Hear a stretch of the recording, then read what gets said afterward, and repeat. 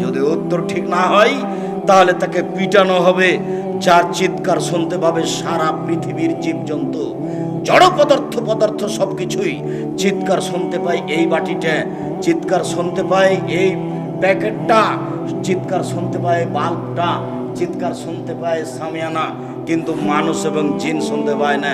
হাদিস বুখারী মুসলিম, এই কথাই মুহাম্মদ সাল্লাল্লাহু আলাইহি সাল্লাম বলেন, তার নাম কবর। কবর বলতে বাড়ির পিছন দিকে যে 2-2.5 হাত গর্ত করে মানুষকে ঢেকে দেওয়া হয়েছে তার নাম কবর নয়।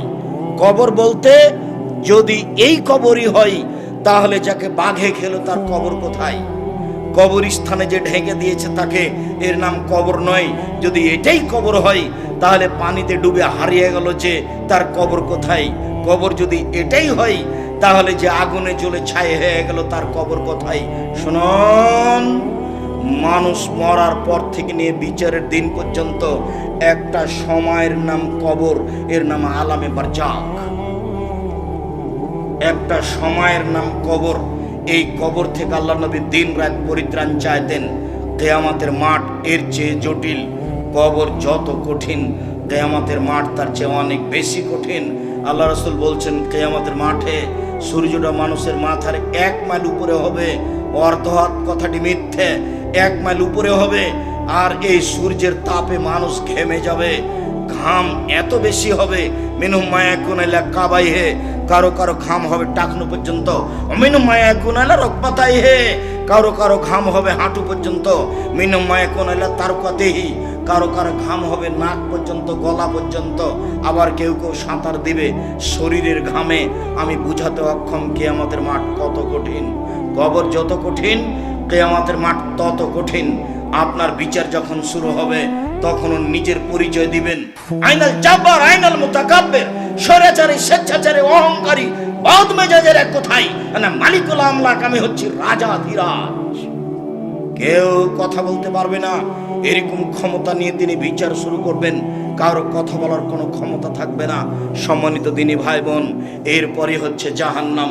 মহান আল্লাহ বলেন, فَأَمَّا مَنْ خَفَّتْ مَوَازِينُهُ فَأُمُّهُ هَاوِيَةٌ, বিচারের মাঠে যার নেকির পাল্লা হালকা হয়ে যাবে তার থাকার জায়গা হবে অতীব গভীর গহ্বর, হাবিয়া। ওমা আদরাকা মা হিয়া, মুহাম্মদ সাল্লাল্লাহু আলাইহি সাল্লাম আপনি বলতে পারেন হাবিয়া জাহান্নামটি কি? আপনার কি তার পরিচয় জানা আছে? আমি বলি, তা হচ্ছে নারুন হামিয়া, জ্বলন্ত উত্তপ্ত আগুন। জাহান্নাম বলতে একটা আগুনের টুকরা, জাহান্নাম বলতে একটা আগুনের খণ্ড। এই ছেলে,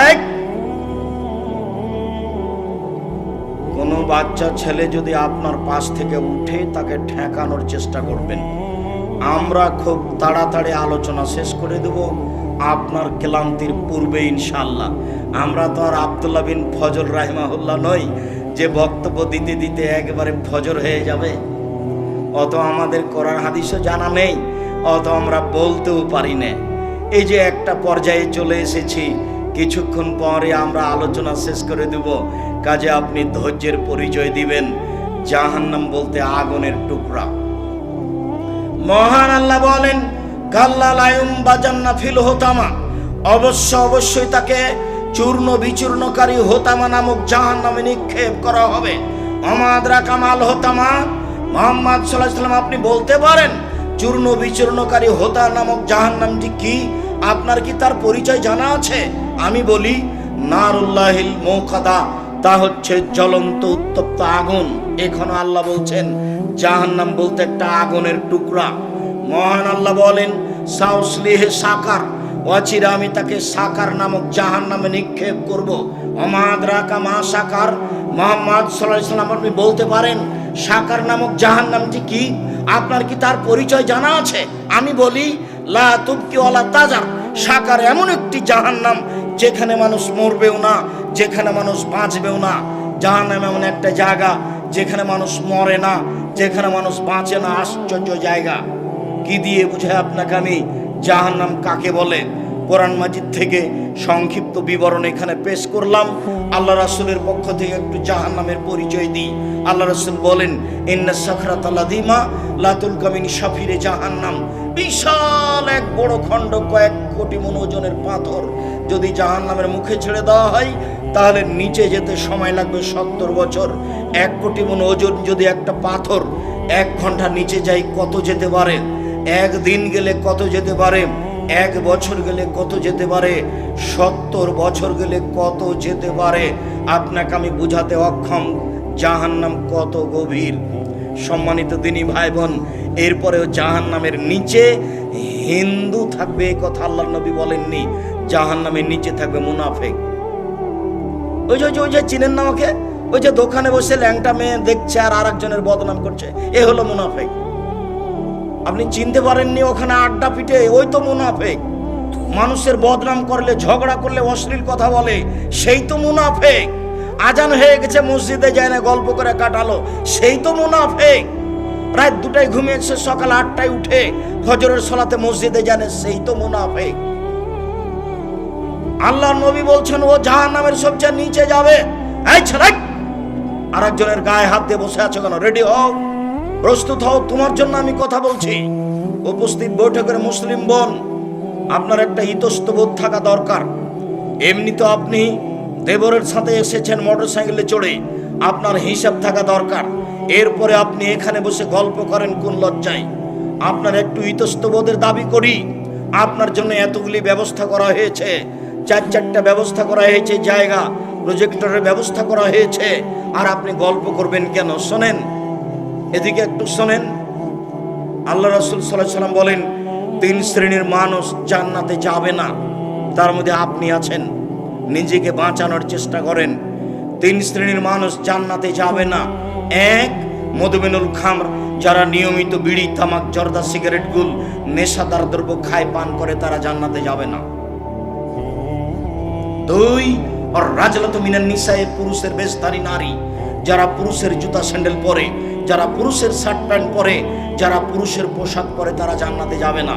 3, দায়ুস আল্লাযী কুরফি আলাল খাবাসা, যে তার বাড়িতে বেহায়াই সুযোগ দিয়েছে, সে জান্নাতে যাবে না। যার মেয়ে, যার স্ত্রী নগ্ন পোশাকে চলে, সেই জান্নাতে যাবে না।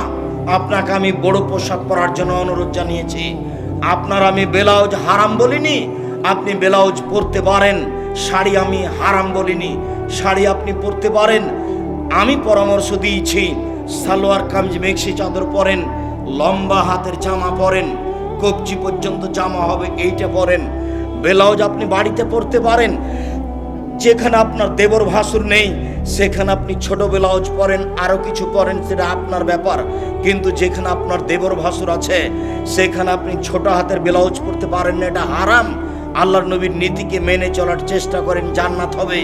মানুষের ক্ষতি করে জান্নাত কেনার চেষ্টা করিয়েন না। আপনার জন্য জান্নাত একেবারেই সহজ, আপনার জন্য জান্নাত একেবারেই সহজ, আপনার জন্য জান্নাত একেবারেই সহজ।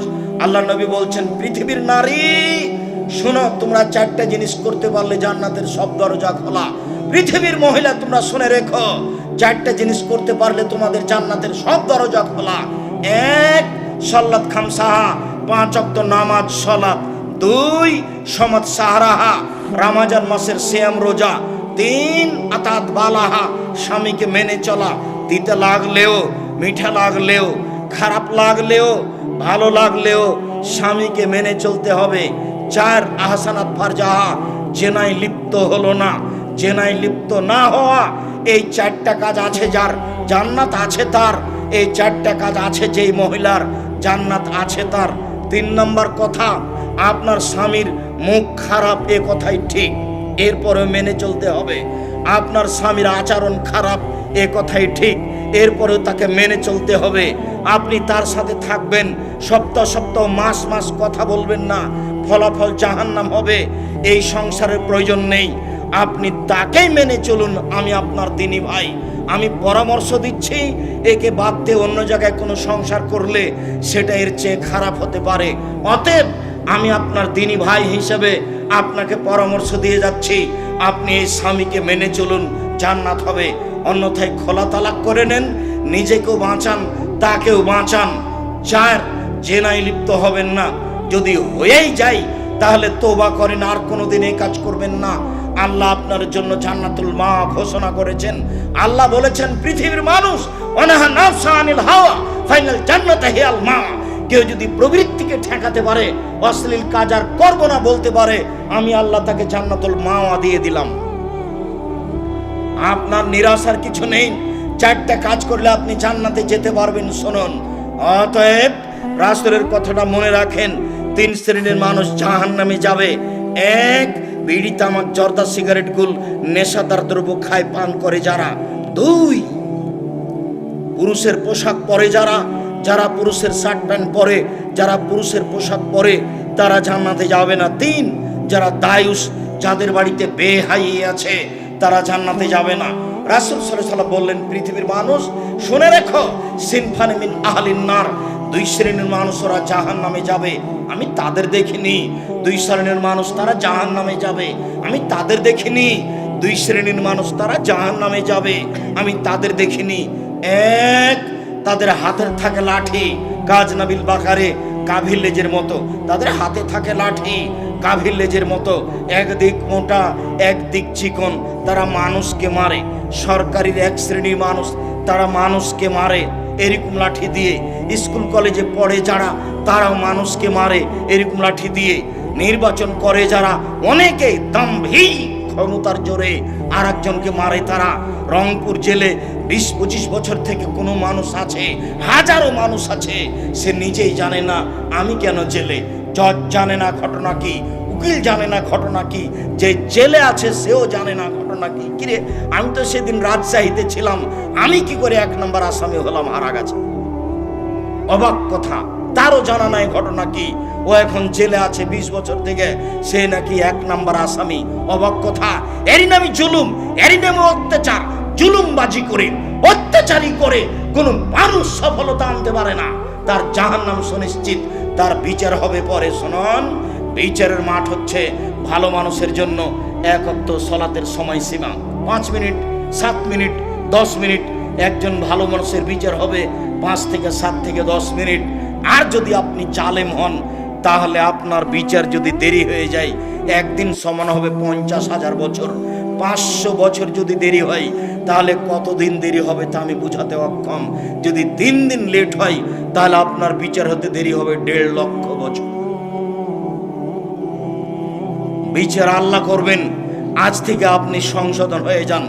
মানুষের মতো মাটির মানুষে বসবাস করেন, মুখখান নিচু করে, দাম্ভিকতা না দেখিয়ে মাটির মানুষ মাটির মতো বসবাস করেন।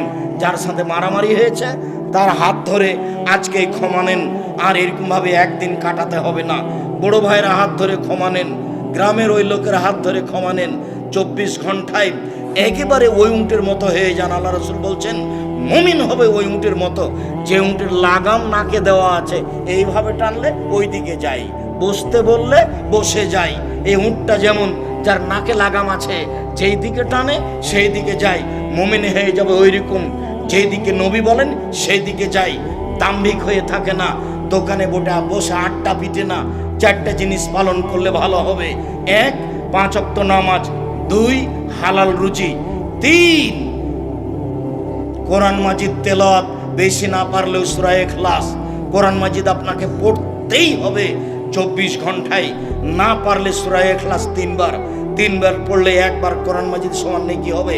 1 মিনিটে 1 বার কোরআন মাজিদ, 1 মিনিটে 1 বার কোরআন মাজিদ। আরে অভাব নাই, আপনি নেকি লুটে নেন না, এই কথা মুহাম্মদ সাল্লাল্লাহু আলাইহি ওয়াসাল্লাম বলছেন। আপনি বসে থাকেন কেন? 1 মিনিটে 1 বার কোরআন মাজিদ মানে সূরা ইখলাস 3 বার পড়লে 1 বার কোরআন মাজিদ পড়ার সমান নেকি হয়। এই কথা আমি বলিনি, এই কথা মুহাম্মদ সাল্লাল্লাহু আলাইহি ওয়াসাল্লাম বলেন। অতএব নেকি লুটে নেন কোরআন মাজিদ পড়ে। 4, 2 জন যেখানে বসে আছে সেখানে বসবেন না, এটা অনুরোধ। 2 জন যেখানে বসে আছে সেখানে বসবেন না। কেন? ওখানে একটা কথা হচ্ছিল, ও খুবই খারাপ। তখন আপনি বললেন, হ্যাঁ ঠিকই বলেছিস, আসলেই খারাপ। এবার আপনি তাহাজ্জুদ পড়ে জান্নাত যান দেখি। ওয়াজিবাতিন নার বিশাওয়াত, মনের ইচ্ছা দ্বারা জাহান্নাম ঘেরা আছে। মন মতো চলে যে জাহান্নামে যাবে সে, মন মতো চলে যে জাহান্নামে যাবে সে, মন মতো চলে যে জাহান্নামে যাবে সে। শুধু ঘুষ খাই যে মন মতো চলে সে, দোকানে বসে আড্ডা পিটে যে মন মতো চলে সে, ল্যাংটা মেয়ে দেখে যে মন মতো চলে সে, নগ্ন পোশাক পরে যে মন মতো চলে সে, মিথ্যে কথা বলে যে মন মতো চলে সে, দোকানে বসে আড্ডা পিটে যে মন মতো চলে সে, দাড়ি চাঁচে যে মন মতো চলে সে, টাকনু নিচে প্যান্ট পরে যে মন মতো চলে সে, অহেতুক কথা বলে যে মন মতো চলে সে, নামাজ পড়ে না যে মন মতো চলে সে, মানুষের ক্ষতি করে যে মন মতো চলে সে, মানুষের প্রতি অন্যায় করে যে মন মতো চলে সে, জোর করে জমি দখল করে যে দলীয় দাপটে মন মতো চলে সে, মন মতো চলে যে জাহান্নামে যাবে সে।